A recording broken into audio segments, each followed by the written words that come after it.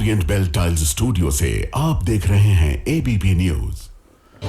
नमस्कार, मैं हूं संदीप चौधरी। पहलगाम के बैसरन में जो 26 अपने हमारे लोग जो मारे गए, उसे 1 महीना 2 दिन हो गए।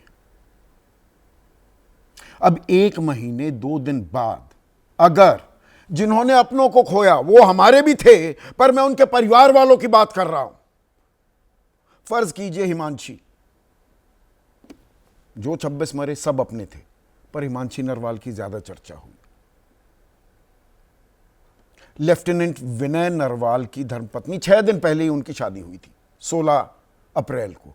अब कोई ये कहे हिमांशी को कि हिमांशी तुम वीरांगना नहीं थी, तुम तो डरपोक दब्बू थी, हाथ जोड़ रही थी उन आतंकवादियों के, हाथ ना जोड़ती उनके साथ 2-4 हाथ करने को तैयार होती, तो ये 4 आतंकवादी 26 लोगों को ना मार पाते।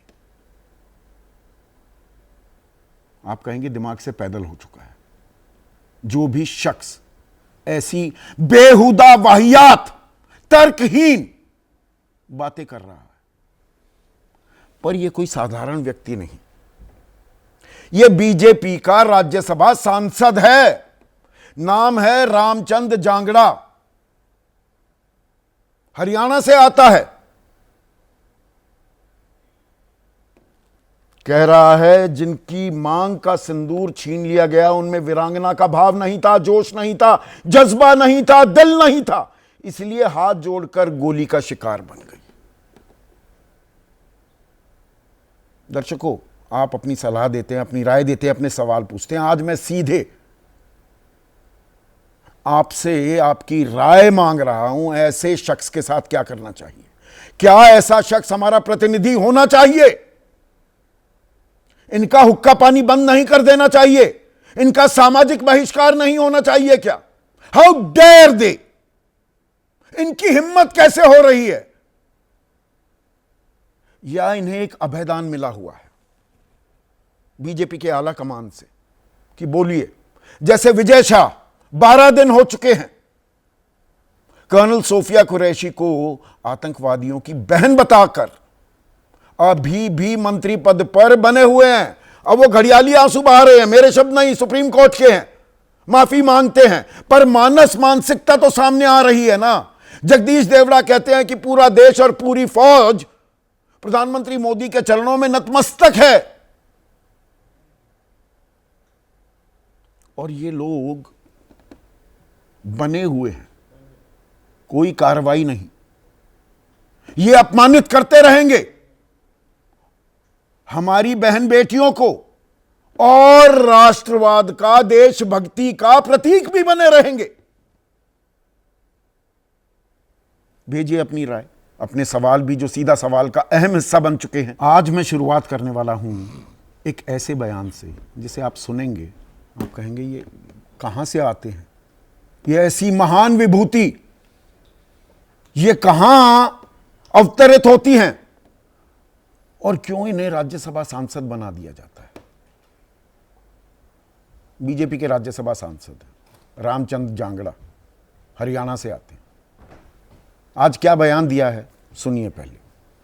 वहां पर जो हमारी वीरांगनाएं बहन थी, जिनकी मांग का सिंदूर छीन लिया गया, अगर उन्होंने अहिल्याबाई का इतिहास पढ़ा होता तो उनके सामने उनके पति को कोई निरपराध इस तरह से गोली नहीं मार सकता था, चाहे वो भी शहीद हो जाए।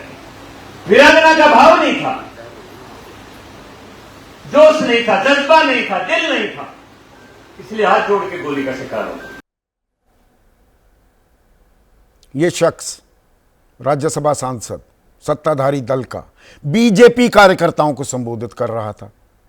कहां? हरियाणा के भिवानी में, और मौका था रानी अहिल्याबाई होलकर स्मृति दिवस का, और कह रहे हैं कि इतिहास पढ़ा होता। वो इतिहास भी बताऊंगा। ना ये इतिहास जानते हैं, ना ये महिलाओं का सम्मान जानते हैं, ना इनके कोई संस्कार हैं, बनते ये देशभक्त हैं और दिमाग से ये पैदल हैं। फिर से सुनिए इनका बयान।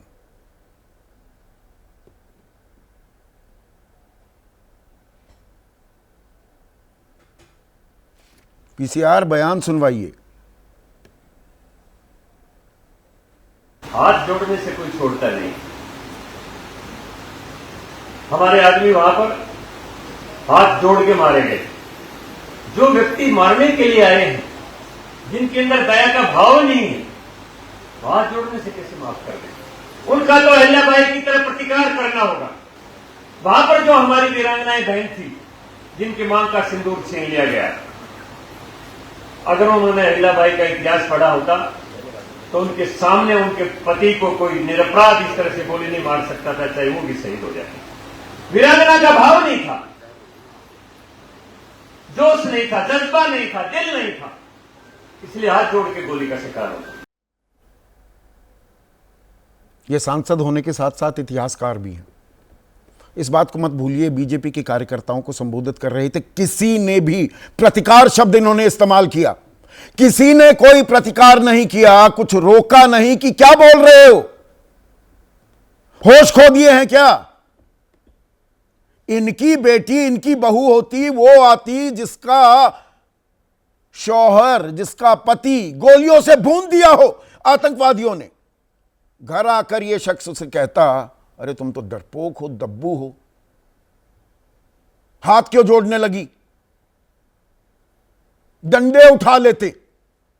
ये जनाब डंडों के हिसाब से ही, इनकी शूरवीरता डंडों तक सीमित है। और ज्ञान इतना, इनको यह मालूम नहीं कि अहिल्या, रानी अहिल्याबाई, अहिल्या देवी, वो एक धार्मिक महिला थी, वो बहुत ही कुशल प्रशासक थी। वो रानी लक्ष्मीबाई नहीं थी कि वो रण में गई और उन्होंने बहुत जंगें जीती हों। इनको इतिहास भी नहीं पता। पर यहां पर पार्टी क्या संज्ञान लेगी? जो बदजुबानी की है, जो हमारी बहन बेटियों का अपमान किया है, या विजय शाह की तरह अभेदान देती दिखेगी बीजेपी? जो शब्द इस्तेमाल किए वो फिर से दोहराना चाहूंगा। जिनकी मांग का सिंदूर छीन लिया गया, उनमें वीरांगना का भाव नहीं था, जोश नहीं था, जज्बा नहीं था, दिल नहीं था, इसलिए हाथ जोड़कर गोली का शिकार बन गई। और सिंदूर की बात की जाती है कि हमने ऑपरेशन सिंदूर चलाया। यह देश के शौर्य का प्रतीक है। ये प्रधानमंत्री के शब्द हैं। प्रधानमंत्री की बातें भी नहीं सुनते। ऑपरेशन सिंदूर की जो वो तस्वीर, एक तरफ कर्नल सोफिया कुरैशी, दूसरी तरफ विंग कमांडर व्योमिका सिंह, वो भारत की आत्मा की तस्वीर थी। और विजय शाह, वो मंत्री जो आज भी मंत्री है, ताज्जुब की बात है, वो कहता है आतंकवादियों की बहन है कर्नल सोफिया कुरैशी। और जगदीश देवड़ा, उप मुख्यमंत्री, वो यहां तक पहुंच गया कि पूरा देश और पूरी सेना प्रधानमंत्री मोदी के चरणों में नतमस्तक है। जो हमने पाठ पढ़ाया पाकिस्तान को,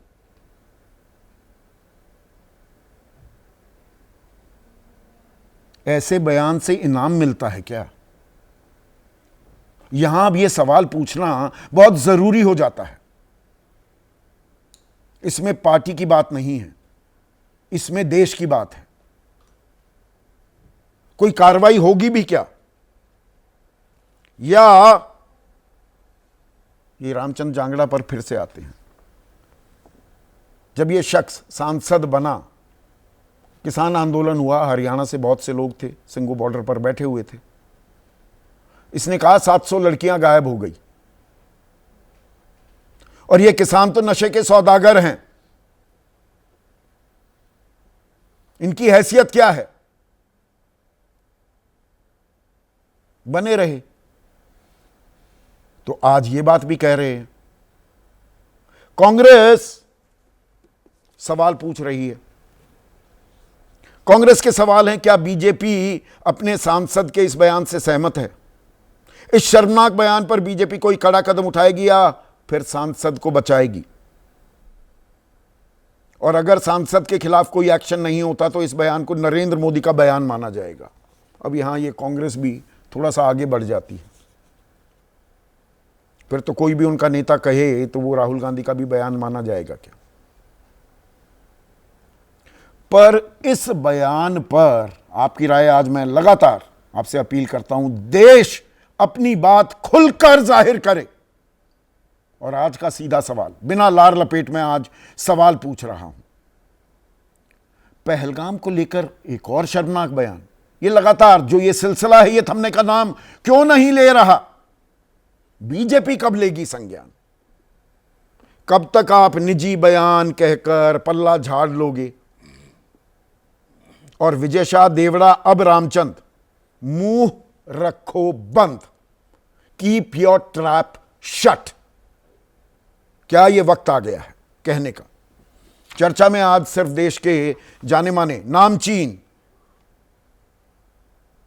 पत्रकार हैं। इनमें सबसे वरिष्ठ नीरजा चौधरी, हिंदुस्तान टाइम्स के पॉलिटिकल एडिटर रह चुके हैं विनोद शर्मा। स्टूडियो में मेरे साथ 3 वरिष्ठ पत्रकार हैं, राकेश शुक्ला, विनोद अग्निहोत्री, जाने माने राजनीतिक विश्लेषक अभय दुबे, दबंग दिबांग है मेरे साथ। और इस पैनल में सबसे युवा, तजुर्बा इनका भी अच्छा खासा है, कंसल्टिंग एडिटर हैं मॉलिटिक्स के आदेश रावल। लेकिन नीरजा, आपसे शुरू करूंगा, and not just because ladies first. यहां महिलाओं के सम्मान की बात हो रही है। वीरांगना नहीं थी, हाथ क्यों जोड़े? इसीलिए पति को खो दिया। एक सांसद ये बात कहे, जब आपने पहली बार ये बयान सुना आपकी प्रतिक्रिया क्या थी नीरजा? देखिए, मतलब हर एक चीज की इंतहा होती है। आज मैं सोच रही थी दिन में, इस संदर्भ में नहीं, ये आप इमेजिन करिए किसी महिला के साथ परिवार के सामने उनका कोई सदस्य और हस्बैंड हो, फादर हो, बेटा हो, उनकी आंखों के सामने उसको खत्म कर दिया जाए और वो तड़प तड़प के उनको मरते हुए देखा हो।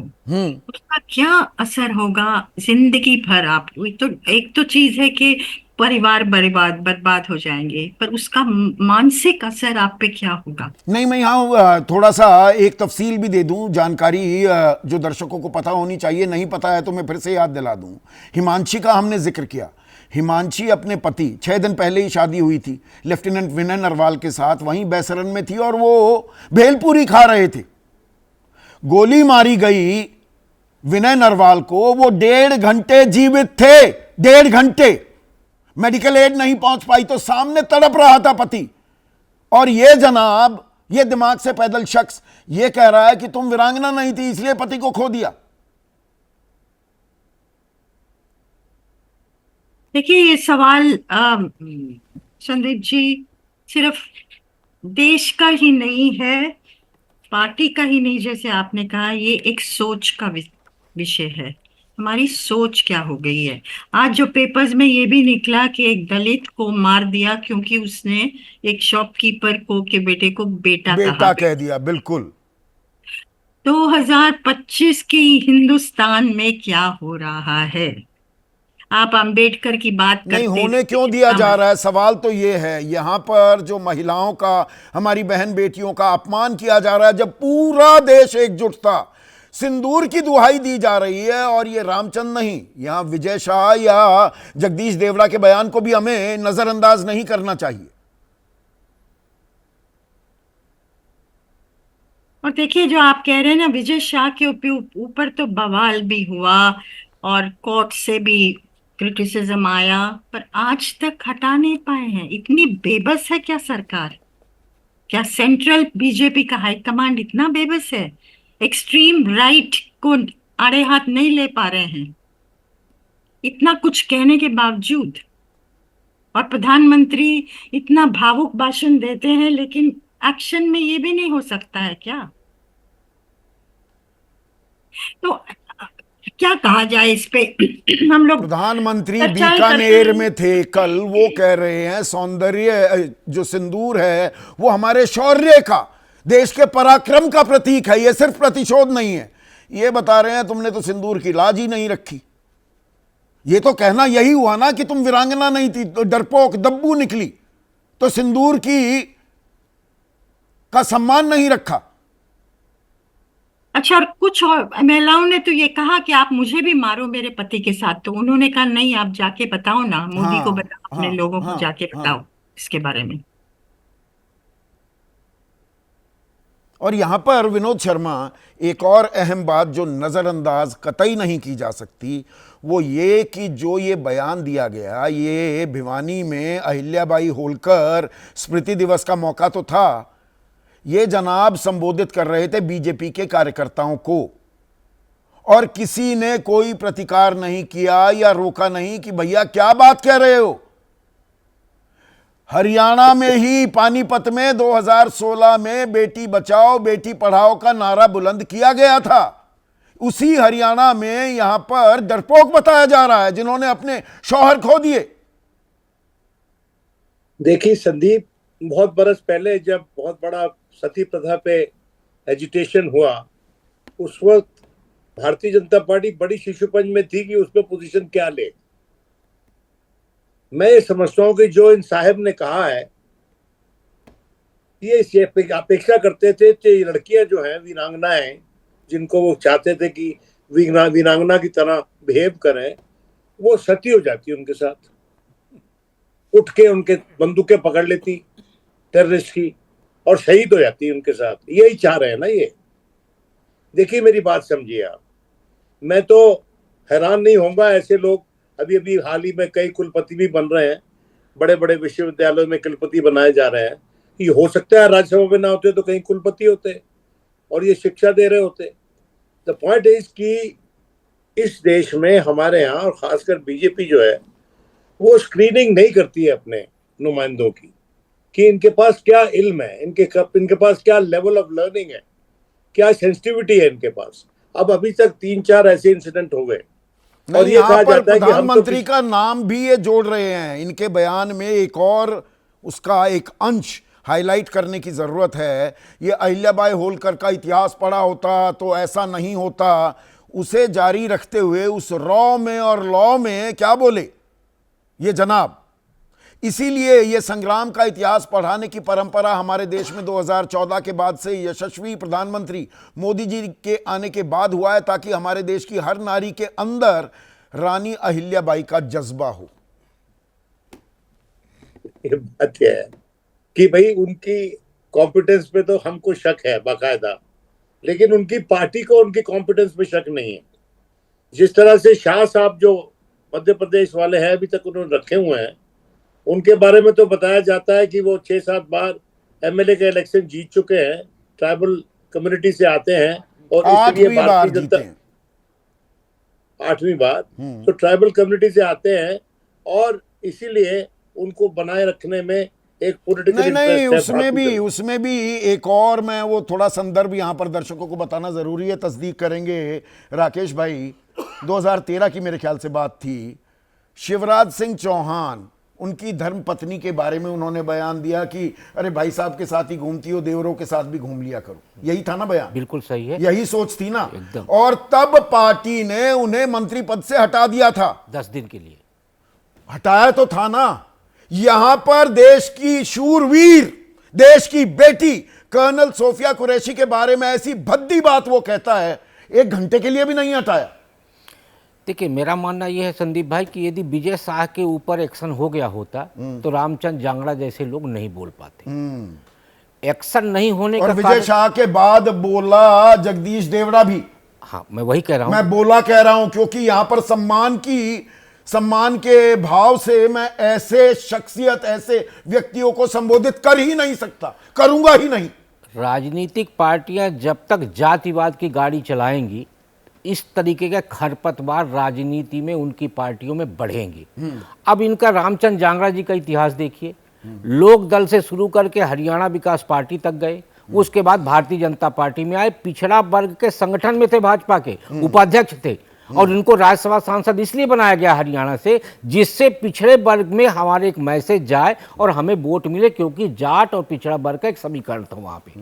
तो रामचंद्र जांगड़ा जी कितने फायदेमंद हुए ये तो मैं नहीं जानता, लेकिन रामचंद्र जांगड़ा जी भारतीय जनता पार्टी के गले की फांस बन नहीं, गए। अब कांग्रेस जो पूछ रही है बीजेपी क्या इनके बयान से सहमत है, ये बीजेपी के कार्यकर्ताओं को संबोधित कर रहे थे भिवानी में जब ये बात कह रहे हैं। तो दो चीजें महत्वपूर्ण है कि क्या पहलगांव गया परिवार वहां पे युद्ध लड़ने गया था?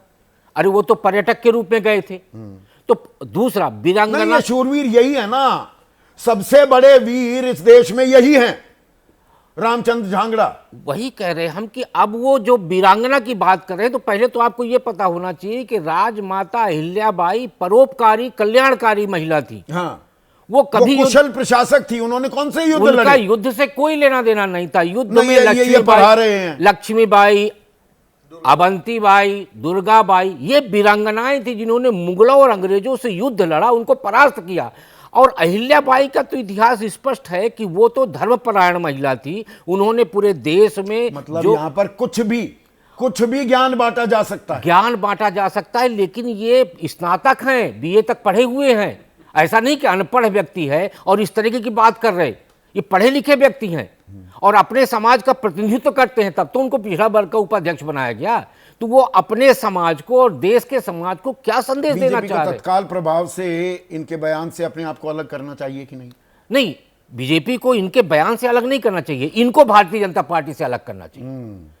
देखिए, अपने बयान से अलग करने का पैटर्न तो बहुत पुराना हो नहीं, चुका है। तो फिर लंबी कई फाइलें खुलेंगी ना, फिर विजय शाह को कैसे छोड़ देंगे? मैं तो ये कहता हूं कि भाई पहले तो नोटिस जगदीश देवड़ा को भी दिया जाना चाहिए। एग्जैक्टली। और आपने विजय शाह को इतना मौका क्यों दिया कि वो कोर्ट जाए? फिर रामचंद्र जांगड़ा वाला विषय यदि आ रहा है तो रामचंद्र जांगड़ा को आप पार्टी से बाहर करके एक मैसेज तो करिए कि भारतीय जनता पार्टी इस तरीके के लोगों को अपनी पार्टी में स्थान नहीं देती है। और मुझे लगता है इसके लिए आपको सख्ती से कदम उठाना पड़ेगा, नहीं तो भारतीय जनता पार्टी में दूसरे दलों से आए हुए इतने नेता हैं, यदि सब इसी तरह की बात करना शुरू कर दिए तो इस देश में बड़ी विकट स्थितियां पैदा और हो रामचंद्र जांगड़ा हमारे साथ एबीपी न्यूज के साथ जुड़ने के लिए तैयार भी हो गया था, 7:15 का वक्त था, अभी तक नहीं जुड़ा है। तो यहां लोगों को डरपोक बताने वाला, दब्बू बताने वाला, ये खुद डरपोक है। दर्शकों, आओ ना रामचंद्र जांगड़ा, आइए, थोड़े सवाल जवाब हो जाएं, आपकी बहादुरी का परिचय पूरा देश देखे, प्रतिकार भी हो, थोड़ा आदर सत्कार भी करूंगा आपका, आइए। तो अब वो फोन उठाना बंद कर दिया है, यहां पर मेरे पीसीआर बता रहे हैं। दिबांग, इस तरह के बयान क्या सभ्य समाज में वो इनकी इजाजत होनी चाहिए? ऐसे लोगों का तो तत्काल बहिष्कार, हुक्का पानी बंद, हरियाणा की भाषा में मैं अगर शब्द इस्तेमाल करूं तो तत्काल हो जाना चाहिए कि नहीं?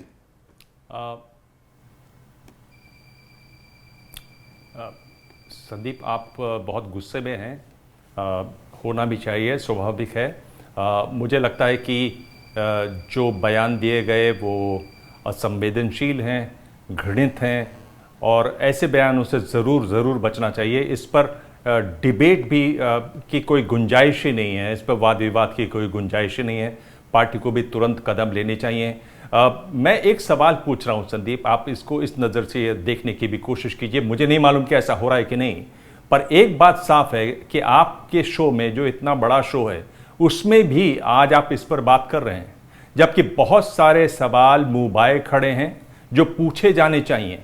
क्या ये एक डाइवर्जन की टैक्टिक है कि आज संदीप ये नहीं पूछ रहे हैं जो भारत में अगर संसद का सत्र होता तो पूछे जाते कि भाई वहां पर सिक्योरिटी क्यों नहीं थी, क्या इंटेलिजेंस की फेलियर थी, इंटेलिजेंस क्यों नहीं थी, और जैसे आपने कहा वहां पर किसी तरह का इंतजाम और दूसरा क्यों नहीं था कि लोगों को मदद मिलती। अगला सवाल मैं यही पूछने वाला था कि ये जो जनाब है ये क्यों नहीं पूछ रहा कि वहां बैसरन में 2000 सैलानी थे, वहां एक भी पुलिस वाला, एक भी अर्धसैनिक बल, एक भी आर्मी वाला क्यों नहीं था?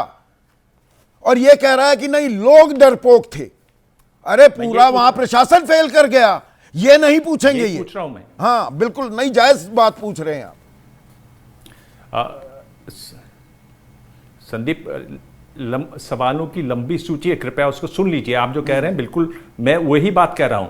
क्या यह बात सही नहीं है कि सीजफायर हुआ? सीजफायर क्यों हो गया? खुद बीजेपी के कई समर्थक मानते हैं कि सीजफायर इतनी जल्दी क्यों हो गया, क्या दबाव था, क्या ये सवाल नहीं उसका सवाल है, जवाब है हमारे पास।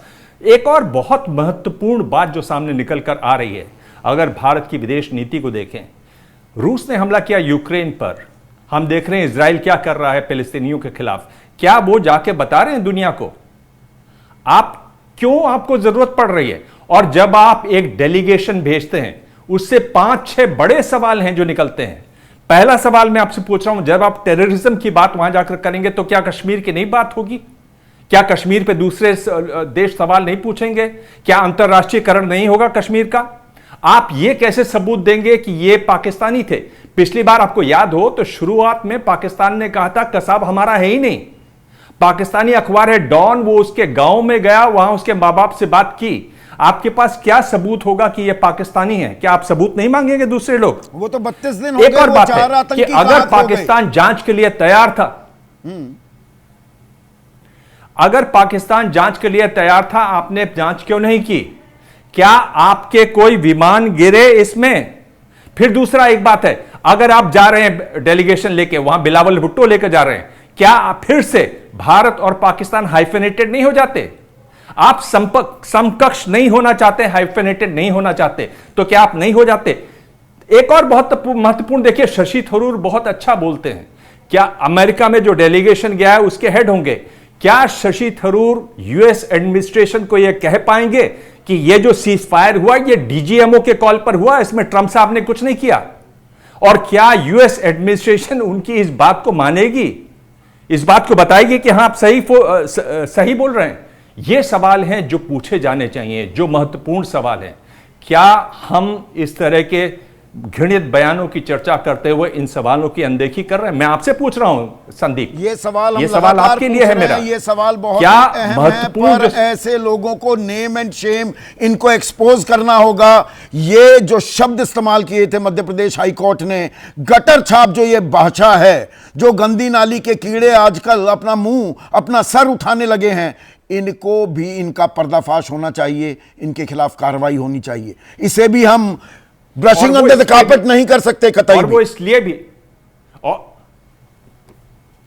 और वो इसलिए भी क्योंकि अगर आप ऐसे लोगों को नहीं करेंगे, इनके खिलाफ कार्रवाई नहीं करेंगे, तो एक तरीके से आप इनको अभयदान दे रहे हैं। ऐसे और दूसरे लोग भी आएंगे। भाई नेता ऐसा होता है जो पब्लिसिटी पे जीवित होता है, उसको कोई मतलब नहीं है कि नेगेटिव है या पॉजिटिव है। मेरी चर्चा तो हो रही है, आप कभी नहीं लेते नेताओं के नाम, कितना भी काम कर लेते, लेकिन आज आप नेताओं का नाम ले रहे हैं, इनके नाम लोगों को पता चल रहे हैं, इसी पे बहुत संतुष्ट हो जाते हैं हमारे नेता। जब तक कार्रवाई कड़ी नहीं होती पार्टी की तरफ से, इस तरह के बयान नहीं, यहां पर देखिए, और मेरे ख्याल से वक्त है कि इस तरह की कार्रवाई, एक कड़ी कार्रवाई होनी चाहिए। कड़ी कार्रवाई तो होनी ही चाहिए, क्योंकि यहां पर सिंदूर का हवाला दिया जा रहा है। देखिए, जब नाम दिया गया इस ऑपरेशन को, ऑपरेशन का कोई भी नाम हो सकता था, और बेहद ही सफल ऑपरेशन हमारी सेना ने उसे अंजाम दिया, कमाल की कदमताल भी की। पर इसे ऑपरेशन सिंदूर नाम रखना, वो भारतीय संस्कारों, हमारी परंपरा, भारत के शौर्य, भारत की आत्मा, जो भी शब्द इस्तेमाल किए हैं प्रधानमंत्री मोदी ने, मैं उनसे इत्तेफाक रखता हूं। उसकी एक वजह थी, सरकार बीजेपी सिंदूर की बात कर रही है और ये कह रहे हैं कि सिंदूर की लाज ही नहीं रखी, आप तो डरपोक हैं। उसी पार्टी का एक राज्यसभा सांसद। देखिए, ये ओबीसी से आते हैं, विजय शाह साहब आदिवासी समाज से आते हैं, और वो तीसरे जो उप मुख्यमंत्री हैं, मुझे नहीं पता। हाँ, अच्छा, वो भी अनुसूचित जनजाति समाज से आते हैं। मैं कहना ये चाहता हूं कि भारतीय जनता पार्टी में मझोले और निचले स्तर पर जो कार्यकर्ता और नेता पंक्ति है, उसमें इन 3 बयानों ने 3 मुख्य प्रवृत्तियों का खुलासा किया है।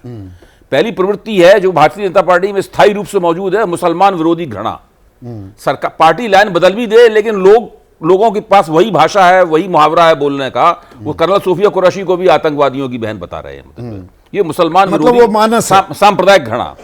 दूसरी तरफ शीर्ष नेता के प्रति चाटुकारिता, पूरी की पूरी सेना को नरेंद्र मोदी के कदमों में झुका दिया।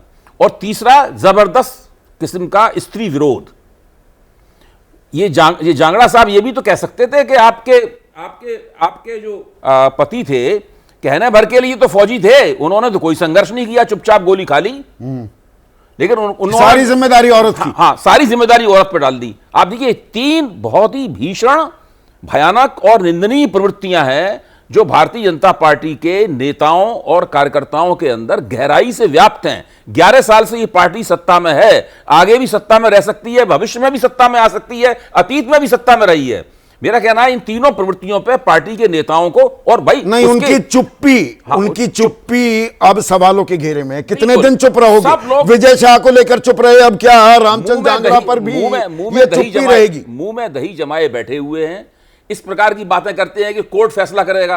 अब इनके जांगड़ा साहब के ऊपर कौन सा कोर्ट फैसला करेगा? नहीं, महमूदाबाद को वही 152, 196, 197 भारतीय न्याय संहिता की जेल में डाल दिया, विजय शाह को नहीं डाला। बिल्कुल नहीं कहा। और इसमें तो सुप्रीम कोर्ट भी सवालों के घेरे, नहीं, सुप्रीम कोर्ट भी सवालों के घेरे में आती है कि एसआईटी बना दी। किस बात की एसआईटी? बिल्कुल सीधा बयान दिया हुआ है भाई, उसके लिए माफी भी मांगी है। देखिए, और आप एसआईटी, अब आईजी रैंक का अधिकारी तय करेगा। तीनों ने जो कहना था वो कह दिया। अब तो भारतीय जनता पार्टी के नेतृत्व के कोर्ट में गेंद है, उनके पाले में गेंद है। अब कहना उनको है, प्रतिक्रिया उनको देनी है, उन्हें करना है कि नहीं करना है, ये सब निकल के सामने आना चाहिए। और मैं यकीन से बताता हूं, ये ठीक है आज कोई सर्वे नहीं हो रहा है, इसमें पता लग जाए कि भाई इससे लोकप्रियता घट रही है कि बढ़ रही है, ये मौका भी नहीं है उस वैसा। लेकिन ये इस प्रकार की परतें लोगों के दिमाग में जमती जाती हैं धीरे धीरे कर और समय आता है तब इनके आधार पर लोग अपना निर्णय लेते हैं। नहीं, जब इन नेताओं के खिलाफ कोई कार्रवाई नहीं होगी तो 2 रुपए के जो ये चिंटू ट्रोल जो घूम रहे हैं, वो हिमांशी नरवाल को, क्या कश्मीरी जेएनयू में रहने वाली विक्रम मिस्री, उनकी बेटी को उन्होंने निशाने पर ले लिया, कर्नल सोफिया कुरैशी को ले लिया, तो उनके तो हौसले और बुलंद होंगे ना। उनके हौसले तो शुरू से बुलंद हैं। उनको तो भारतीय जो कोई किसी मंत्री, किसी मुख्यमंत्री के खिलाफ बोल दे, वहां पे तो जेल हो जाती है, यूट्यूब चैनल बंद हो जाते हैं। ये बंद क्यों नहीं होते? और अगर इन लोगों के खिलाफ ये चिंटू हम लोग कह रहे हैं 2 कौड़ी के, ये डिजिटल आतंकी हैं। अगर इनके खिलाफ कहीं एफआईआर दर्ज हो जाए और उस प्रदेश की पुलिस गिरफ्तार करने आ जाए, तो स्थानीय पुलिस उनकी रक्षा में खड़ी हो जाती है, उनके घर के सामने खड़ी हो जाती है, उस पुलिस के साथ झगड़ा करती है ताकि इनको नहीं गिरफ्तार होने देंगे। ये स्थिति है। एफआईआर तक ठीक से नहीं लिखी। एफआईआर तक नहीं, अभी वो मैं खबर देख रहा था किस राज्य की है कि वो बलात्कार के आरोपी, उनको बेल मिली है, तो वो उनका ऐसा स्वागत किया गया कि जैसे वो देश के लिए कोई ओलंपिक में मेडल जीत कर आए, स्वतंत्रता सेनानी हूं। हाँ, जैसे स्वतंत्रता सेनानी हो। लेकिन आदेश रावल, यहां पर दरअसल क्या एक क्लेवर पॉलिटिक्स भी हो रही है, जिस ओर दिबांग ने इशारा किया कि अब लोग सवाल ये भी पूछने लगे हैं कि भाई सारी चीजें तो हो गई, पर ये 4 आतंकी आए कैसे बैसरन में, हमारे 26 लोगों को मारा कैसे, 100 किलोमीटर एलओसी के अंदर आए कैसे, आपने सर्वदलीय बैठक को ये गलत जानकारी कैसे दे दी कि 2 महीने के लिए ही खुलता है बैसरन, जबकि 3 साल का ठेका 3 करोड़ का पिछले साल ही हो गया था। वो पहलगाम डेवलपमेंट अथॉरिटी के अधिकारियों ने एबीपी न्यूज को बता दिया था। उधर सवाल ना जाए तो सवाल यहां लोगों से ही पूछने लगो कि तुम डरपोक निकले। मैं आपकी बात से पूरा सहमत हूँ और दिव्यांग जी की बात से पूरा सहमत हूँ कि जो महत्वपूर्ण सवाल देश को बताने चाहिए समूचा विपक्ष आपसे पूछ रहा है, आप उसकी बजाय लोगों को डाइवर्ट करने की कोशिश कर रहे हो और आप ये कह रहे हो कि हम विदेश जाके पूरे विश्व को बताएंगे कि हमारे साथ क्या हुआ है। मुझे लगता है कि सरकार को पहले समूचे विपक्ष को बैठ के बताना चाहिए था कि देखिए ये बात है, सच्चाई ये है, भले ही बंद कमरे में बताते, क्योंकि ये बातें बाहर करने की नहीं होती। इस बात को मैं समझता हूँ कि मामला नेशनल सिक्योरिटी का है। लेकिन अब जब तक ट्रंप साहब ने सीज फायर का घोषणा नहीं की, उसके बाद से विपक्ष ने सवाल पूछने शुरू किए। सबसे पहला सवाल ये था कि बताइए कि वहाँ ये आतंकी आए कैसे। दूसरा सवाल ये था कि भाई जो जयशंकर का बयान है वो उसमें काफ़ी सवाल छुपे हुए हैं कि आपने क्यों इन्फॉर्म किया पाकिस्तान को, उससे डिप्लोमेटिक फेलियर की वजह से हमारी सेना का नुकसान हुआ। और तीसरा सवाल ये है कि क्या हमारे प्लेन गिरे हैं, इस बात को लेकर भी कई सारे सवाल हैं। तो इस बात को सिरे से खारिज क्यों नहीं कर देते, और अगर नहीं कर सकते तो ऑल पार्टी की बैठक बुला के एक बंद कमरे में ब्रीफ कर दीजिए, सच्चाई ये है लेकिन ये बात बाहर नहीं जाएगी, तो फिर विपक्ष आपसे सवाल नहीं पूछेगा और फिर देश की एकता नजर आएगी। सबसे महत्वपूर्ण बात यह भी है कि आप जब अपने लोगों में भरोसा जिता पा रहे हो और संदीप जी, मुझे ऐसा लगता है कि जो जिन जांगड़ा साहब की आप बात कर रहे हो और शुक्ला जी कह रहे थे कि ये पिछड़ी जाति से आते हैं, इनका एक मैसेज है, ये है, मैं हरियाणा से आता हूँ, मैंने पहली बार इनका नाम सुना है, जबकि हमारा ये काम है कि हम राजनेताओं से मिलते हैं। ठीक है, अब इन्होंने कहा कि भाई गोली क्यों नहीं चलाने सीखी आपने, आप इनको पहलगांव अकेले भेज दो विदाउट सिक्योरिटी, जाने से मना कर देंगे। इसके अलावा एक टेंडेंसी पैदा हो रही है हिंदुस्तान की पॉलिटिक्स में कि पढ़े लिखे जो लोग हैं सब पार्टियों में वो डेवलप नहीं किए जा रहे हैं, डमी नेताओं को आगे बढ़ाया जा रहा है। जो जितना डमी है, जो जितना अनपढ़ है, जिसमें काबिलियत नहीं है, वही उसकी सबसे बड़ी काबिलियत है। मैं इसीलिए इस बात को फिर से अंडरलाइन कर रहा हूं आदेश, ये कोई सामान्य कोई कार्यक्रम नहीं था। ये शख्स बीजेपी के कार्यकर्ताओं को संबोधित कर रहा था। उसमें पहली बात तो इतिहास की जानकारी इनको है नहीं, क्योंकि इतिहास में कुछ किया नहीं तो क्या जानकारी रखेंगे, खाक जानकारी रखेंगे। पर ये बीजेपी कार्यकर्ताओं को संबोधित कर रहे थे, इस बात को क्या इग्नोर कर दें? नहीं, इग्नोर बिल्कुल मत कीजिए। मैं फिर से कह रहा हूं, इनकी नाकाबिलियत ही इनकी सबसे बड़ी काबिलियत है। एड्रेस कर रहे थे, लेकिन आप लोग ना बीजेपी से बहुत उम्मीदें कर रहे हो कि वो पार्टी के रूप एक्शन लेगी।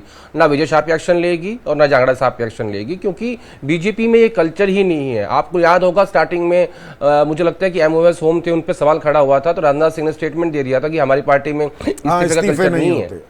और आप देख लेना, कुछ नहीं होगा इन चीजों में, हमारे यहाँ इस्तीफे नहीं होते। आप देख लेना, यही होगा। और कहां से हटाएंगे? राज्यसभा से बर्खास्त कर देंगे क्या? जब विजय शाह को आप मंत्री पद से नहीं हटा पा रहे हो, उसके बाद तो MLA रहेंगे वो। तो आप लोग ज्यादा उम्मीदें कर रहे हो। ज्यादा महत्वपूर्ण सवाल हैं जांगड़ा को छोड़ के, जो दिव्यांग जी बोल रहे थे उन पे वो भी अहम है, पर नहीं, सरकार को बताना जो समाज में विमर्श होता है, सभ्य समाज का एक तकाजा होता है, उसे नजरअंदाज कैसे कर दे विनोद अग्निहोत्री? नहीं, बिल्कुल नजरअंदाज नहीं करना चाहिए। अगर हम भी नजरअंदाज करने लगेंगे फिर तो बात ही खत्म हो गई। भाई रामचंद्र जांगड़ा हो, विजय शाह हो, या ये देवड़ा हो, या और भी कोई हो, इस तरह के बयान देने की इनकी हिम्मत कैसे होती है, ये महत्वपूर्ण प्रश्न है। पार्टी नेतृत्व तो कार्रवाई करता ही नहीं है। वो तो जैसा आदेश राहुल भी कह रहे हैं, मैं भी कह रहा था कि पहले कह दिया गया था ये UPA सरकार नहीं, NDA सरकार है, इस्तीफे नहीं होते, और कोई इतिहास या फिर निजी बयान है जी, जैसे जगत प्रकाश नड्डा ने विवादित बयान दिया, निशिकांत दुबे ने कहा ये उनके निजी विचार हैं। लेकिन मैं दूसरी बात संदीप एक और बात कह रहा हूं, क्या समाज रिएक्ट करता है? समाज भी तो रिएक्ट नहीं करता। ब्रजभूषण शरण सिंह पर इतने सवाल उठे और उसके बाद उनके बेटे को टिकट दिया गया और चुनाव जीत के आ गए हो। ये जांगड़ा और ये आपके विजय शाह, ये देवड़ा अभी फिर चुनाव जीतेंगे। तो समाज भी तो उस तरह से रिएक्ट नहीं करता, और इसीलिए पार्टियों की हिम्मत होती है कि इनको अनदेखा करो, इनको चलने दो, इनको प्रमोशन दो, इनको आगे बढ़ाओ। वो तो मध्य प्रदेश में, और राकेश भाई और बेहतर बता पाएंगे, वो एक मंत्री कुकर्म करता घूम रहा है बीच सड़क में, हाँ, आधी रात में। ये हमारे नेता हो गए, वो भी आदिवासी विधायक। तो बस आदिवासी है। तो जैसे विजय शाह को हटाने की हिम्मत इसलिए नहीं हो रही है, correct me if I am wrong, 47 वहां पर अनुसूचित जनजाति की सीटें हैं। नहीं संदीप भाई, मैं इस बात से इसलिए सहमत नहीं हूं क्योंकि विजय शाह अपने जिला के नेता हैं। पूरे मध्य प्रदेश के आदिवासियों के लीडर वो नहीं है। कुंवर विजय शाह आदिवासी परिवार के राज परिवार से हैं, वो अपने जिले के हैं। तो वो अपने फिर ऐसे क्या सुरखाब के पर लगे हैं? एक जिले में नुकसान को मैं ये नहीं कह रहा बोल हूं सकती, कि वो, हाँ, मैं कह रहा हूं वो पूरे बीजेपी। मध्य प्रदेश के आदिवासियों के लीडर नहीं है। ये बात मैं दावे के साथ कह रहा हूं। तो फिर भी वो अपने उन्हें डिस्ट्रिक्ट के लीडर पलक पावड़ों पर क्यों सजा कर रखा जा रहा है विनोद? प्रश्न यही है कि विजय शाह जैसे लोगों के साथ कौन खड़ा है? जब कर्नल सोफिया कुरैशी के साथ पूरा देश खड़ा है, भारत सरकार भी खड़ी है, सब खड़े हैं, विजय शाह के पीछे कौन खड़ा है जो इतना ताकतवर है कि विजय शाह जो है SIT बिठा दी, बताइए सुप्रीम कोर्ट ने भी, या सुप्रीम कोर्ट भी तो अभेदान ही दे रहा है ना। अभी तक तो रामचंद्र जांगड़ पर कम से कम कुछ नहीं, कारण बताओ नोटिस ही जारी हो जाता। बहुत छोटी सी चीज है कारण बताओ नोटिस, अभी तक तो कुछ आया नहीं। तो कहीं ना कहीं कुछ ना कुछ, जो अभय जी कह रहे हैं कि कुछ ना कुछ तो ऊपर नेतृत्व के स्तर पर यह है कि चलो चलने दो।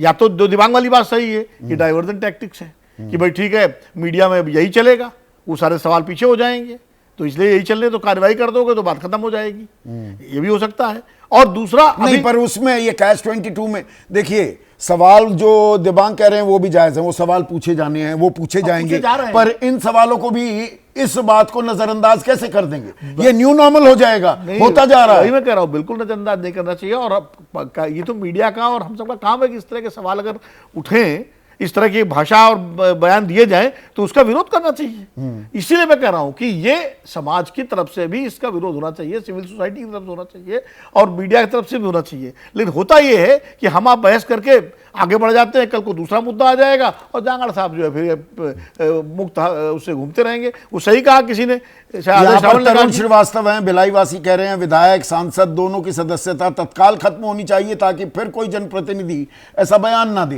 भाई सदस्यता खत्म होने के तो अपने भाई राहुल गांधी की 2 साल से ऊपर की सजा के चलते सदस्यता चली गई थी कि एक समुदाय विशेष को चोर कैसे कह दिया, यहां तो उससे कहीं ऊपर जा रही है बात। नहीं, ये मामला तो इतना गंभीर है। सबसे पहले तो इनका तुरंत इनको पार्टी कार्रवाई करे और पार्टी, जैसा भी शुक्ला जी ने कहा कि पार्टी बयान से अलग न करे, पार्टी इनसे अपने आप को अलग करे।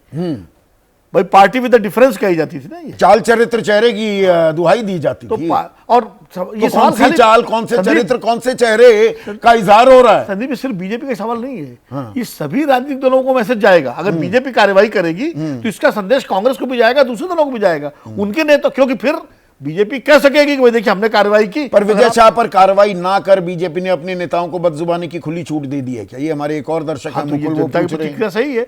अगर आप कार्रवाई नहीं करेंगे, सुप्रीम कोर्ट जिस मामले का संज्ञान ले रहा है, सुप्रीम कोर्ट की टिप्पणियां कठोर टिप्पणियां हैं, उसके बाद भी अगर कार्रवाई न करो और कोर्ट के आड़ में आप जब किसी बीजेपी के नेता से पूछिए वो कहेंगे कोर्ट तो कार्रवाई कर रहा है। अरे भाई कोर्ट को भी एसआईटी का गठन करने और वो 28 मई तक का वक्त देने की क्या जरूरत थी? मेरी सुई वहां भी अटकी हुई है, आईजी तय करेंगे। अरे बयान सामने है, वो खुद माफी मांग रहे हैं, कल फिर माफी आई। एसआईटी क्या करेगी? एसआईटी क्या कर देगी उसमें? बयान तो पूरा प्लेटफॉर्म मौका मिल जाएगा, फिर बीजेपी कहेगी भाई कोर्ट ने संज्ञान ले लिया, कोर्ट जो कार्रवाई करेगी हम मान जाएंगे। तो they are also right. Vijay Shah तो मान रहे हैं कि उन्होंने माफी इसीलिए मांग रहे हैं, और जांगल का बयान भी जो है सामने, वही तो गोल गोल घूम रहे हैं। हम यहां पर विनोद आपको जोड़ना भी चाह रहे थे। सवाल बड़ा सीधा है, विमर्श तो यहां पर क्या हम सेना का सम्मान करते हैं, क्या हम महिलाओं का सम्मान करते हैं, या ये सिर्फ राजनीति के औजार बन गए हैं?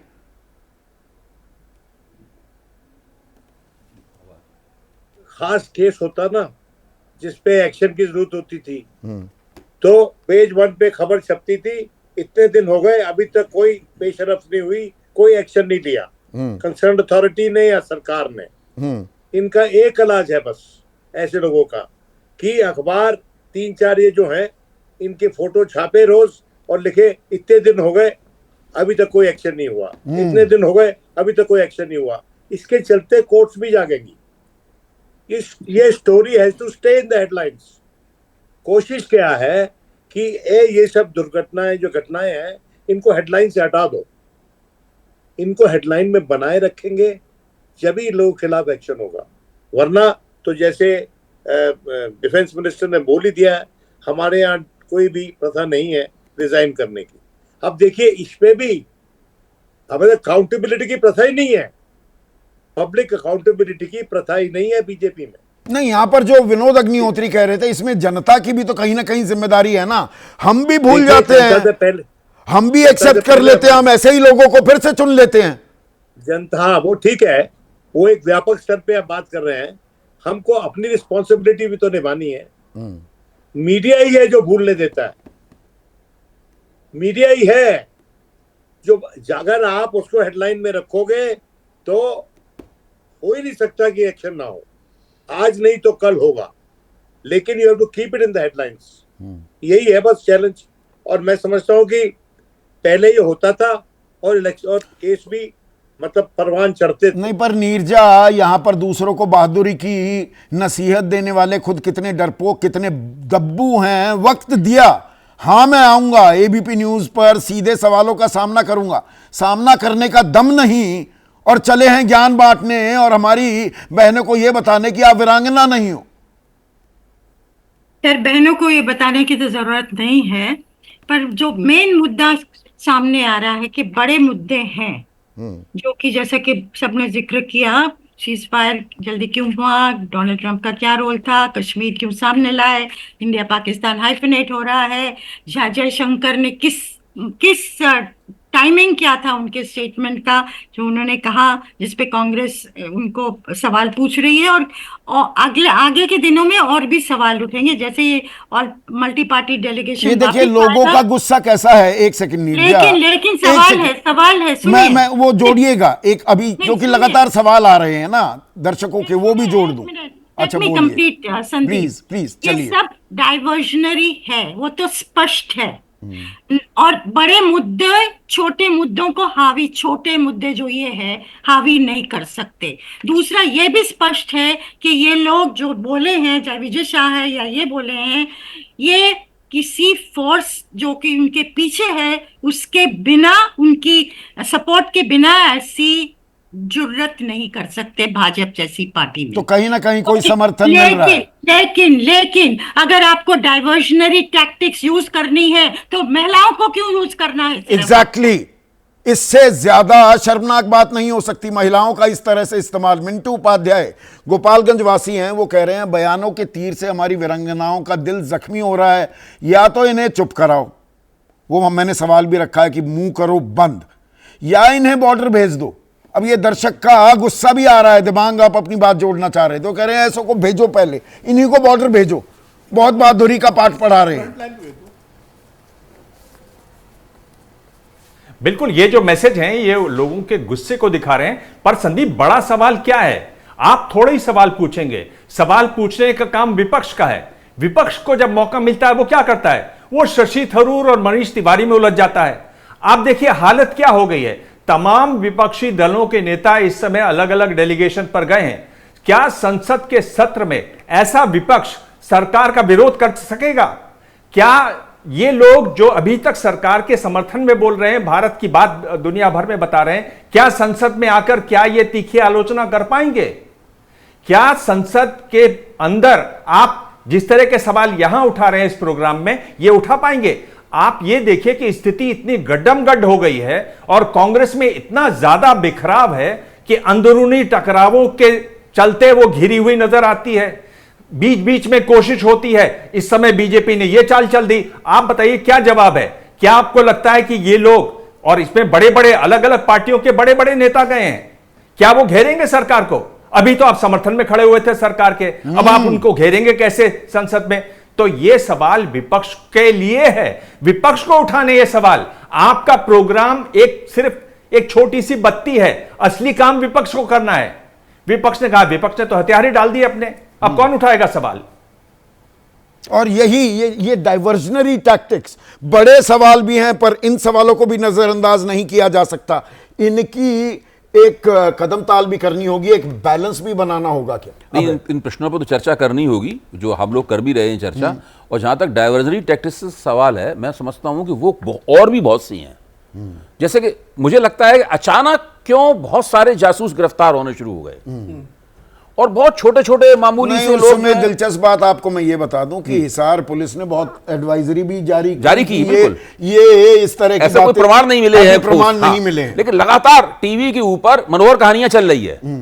धारा प्रवाह रूप से धारावाहिक जासूसी उपन्यास चल रहा है उसके ऊपर, टीवी के ऊपर देशभक्ति और राष्ट्रवाद से बजाता हुआ चल रहा है। अब हाँ, करण रंजीत का चल रहा है, ये सब हो रहा है। और बहुत सारे जासूस, भाई सवाल ये, अगर इतने जासूस एक साथ ऑपरेटिव थे, काम कर रहे थे, तो सुरक्षा व्यवस्था, हमारे अपने जासूस, हमारी जासूस एजेंसियां क्या कर रही थी? गृह मंत्रालय क्या कर रहा था? एक सेकंड अभी दुबे, सवाल अभी दरअसल कई सवाल उठाकर हम जवाबदेही तय करने का जो दबाव होता है उसे कमजोर कर देते हैं। देखिए यहां पर अभी सीधा देखिए, विजय शाह गायब हो गए, 12 दिन हो गए, कुछ नहीं हुआ।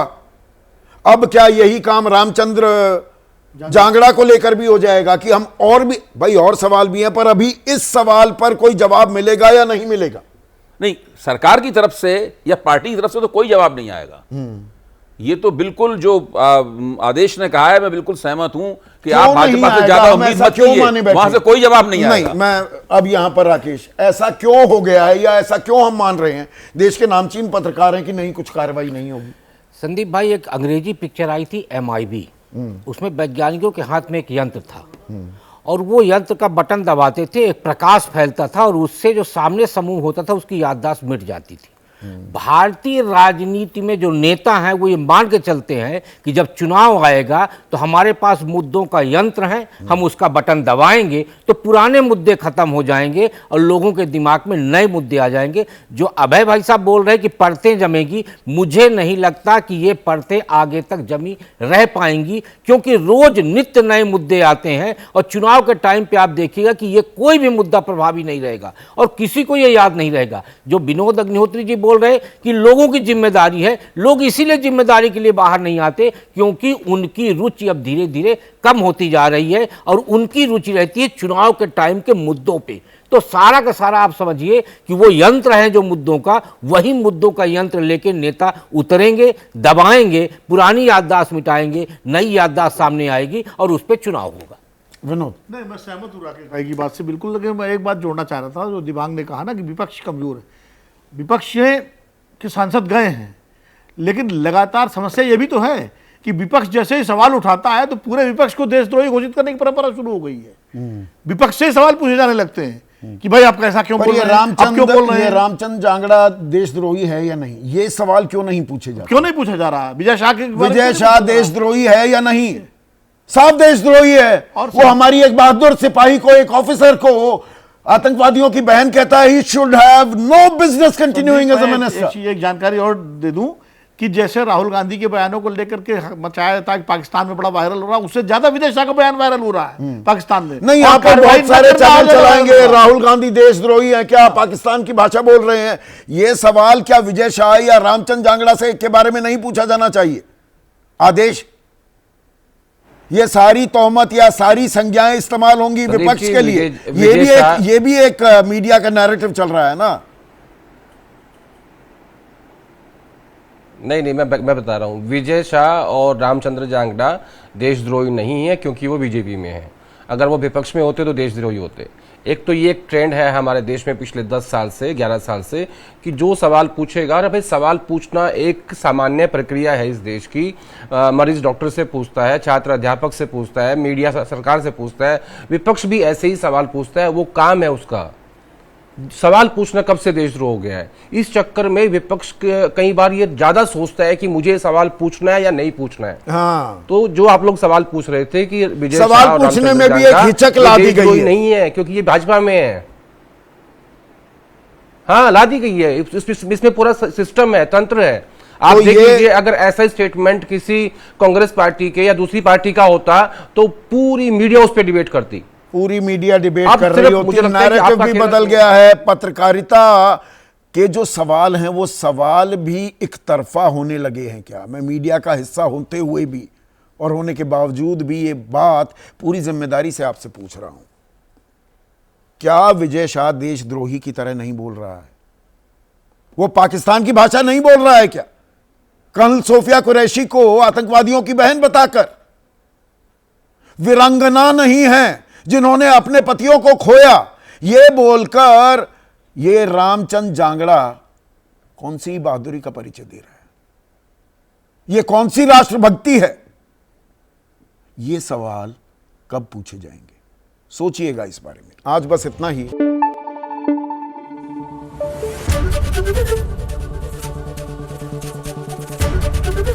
एबीपी न्यूज आपको रखे आगे।